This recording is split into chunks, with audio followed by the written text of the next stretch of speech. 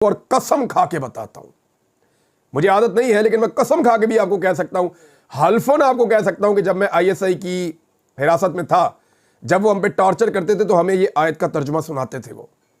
وہ یہ کہتے تھے تم لوگ فتنہ ہو, ہم تمہاری ایک طرف کی ٹانگ اور ایک طرف کی ہاتھ کاٹیں گے, اللہ کا حکم ہے. وہ یہ باتیں کرتے تھے. میں کہتا تھا کون سا فتنہ ہے, جواب ہی اس کا کوئی نہیں ہوتا تھا. انہوں نے اوریہ مقبول جان صاحب کو جب مارا تو ان کو یہ آیت سنا کے انہیں, کیونکہ اوریہ مقبول جان صاحب نے وہاں قرآن پاک کی تلاوت شروع کر دی تھی. جب وہ اوریہ مقبول جان صاحب پہ ٹارچر کر رہے تھے تو اوریہ مقبول جان صاحب قرآن پاک کی تلاوت کر رہے تھے, پوچھ لیجئے گا آپ ان سے جا کر.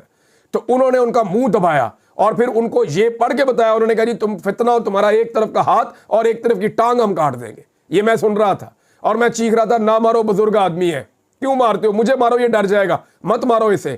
تو میرے جو سیل تھا اس کے جنگلے کے آگے والا بھی وہ گھسیٹ کے بند کر دیا, اتنی تکلیف دی انہوں نے.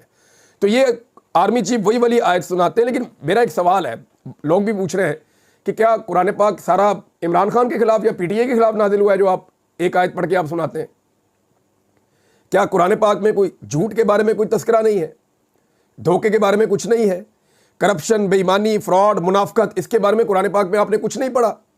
کیا قرآن پاک میں خواتین اور بچوں کے ساتھ جو ناانصافیاں کی گئیں, جو ظلم اور جبر اور فسطائیت کی گئی, اس کے بارے میں آپ نے قرآن پاک میں کچھ نہیں پڑھا؟ آپ نے خدا خوفی کے بارے میں قرآن پاک میں کچھ نہیں پڑھا؟ یہ جو ساری چیزیں ہیں قرآن پاک میں صرف یہ ایک آیت نہیں ہے, اور اس کو آپ جس کے اوپر دل کرتا ہے چسپاں کر دیتے ہیں کہ جناب یہ آیت اس کے اوپر فٹ کرو, اب اس کو دبانا ہے ہم نے. کل MQM کے بارے میں یہ آیت سنائی جاتی تھی, ان کے بھی ایک طرف کے ہاتھ اور پاؤں کاٹ دو. آج وہ اچھے بچے بن گئے ہیں تو وہ ساتھ ہیں. پرسوں کسی اور کے بارے میں سنائی جاتی تھی.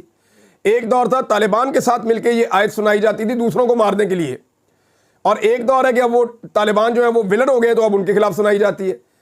تو یہ قرآن پاک کا اس طرح کا استعمال یہ بھی غلط ہے.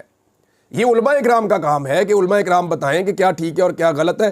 ویسے علماء اکرام بھی یہاں پہ بہت سارے درباری ہیں, وہ کچھ بھی کہہ دیتے ہیں.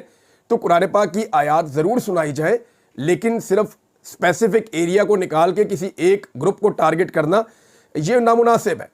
اور میں پورے یقین سے اس لیے کہہ رہا ہوں کہ جب یہ آیت سنائی جاتی ہے ہاتھ اور پاؤں کاٹنے والی, تو PTI کو ٹارگٹ کیا جاتا ہے. وہ وجہ یہ ہے کہ میں نے خود اپنے کانوں سے سنا ہے, نہ صرف اپنے کانوں سے سنا بلکہ میں نے لال ٹوپی والے سے بھی سنا ہے. اب وہ لال ٹوپی والا جو ہے نہ 3 میں نہ 13 میں, وہ کہتا ہے جی قاسم سوری نے بندے ہائر کر لیے مجھے مارنے کے لیے. یہ ایک ایسا آدمی ہے جو بندوقیں لے کے پلاٹوں میں دوڑے لگاتا پھرتا ہے, کبھی ادھر بھاگتا ہے کبھی ادھر بھاگتا ہے. میں جناب آج قسطن دنیا فتح کر رہا ہوں, آج میں جناب یروشلم کے اندر جا رہا ہوں, آج میں جناب دلی کو فتح کر رہا ہوں, کل جناب میں نے جا کے وہاں پہ سری نگر کو فتح کر دینا ہے. یہ ٹوٹل اوقات ہے, پلاٹوں کے اندر دوڑے لگائی, یہاں سے بندوق لے کے ادھر, وہاں سے بندوق لے کے ادھر, اور عجیب و غریب طریقے سے فائرنگ کرتا ہے.